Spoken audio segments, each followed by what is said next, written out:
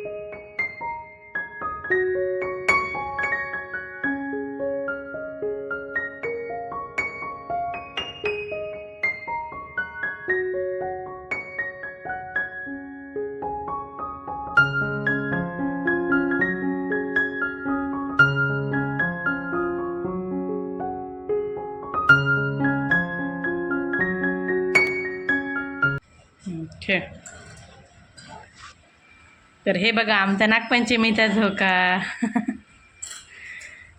आमचा झोका घरातच असतो कंटिन्यू. आम्हाला बाहेर जायची गरज नाही किंवा झाडाला बांधायची गरज नाही, आमचा घरातच झोका असतो.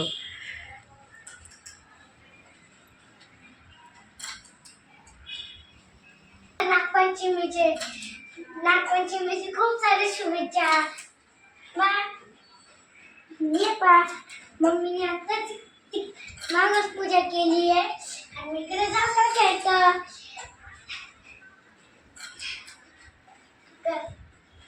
संध्याकाळ झालेली आहे ना. चला मग मी नैवेद्य बनवून घेते, कानोले आणि शिरा.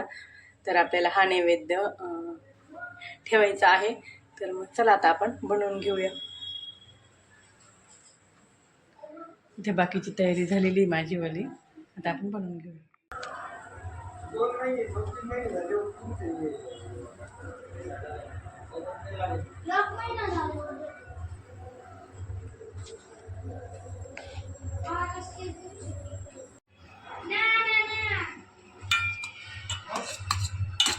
नाही ते देऊन टाकून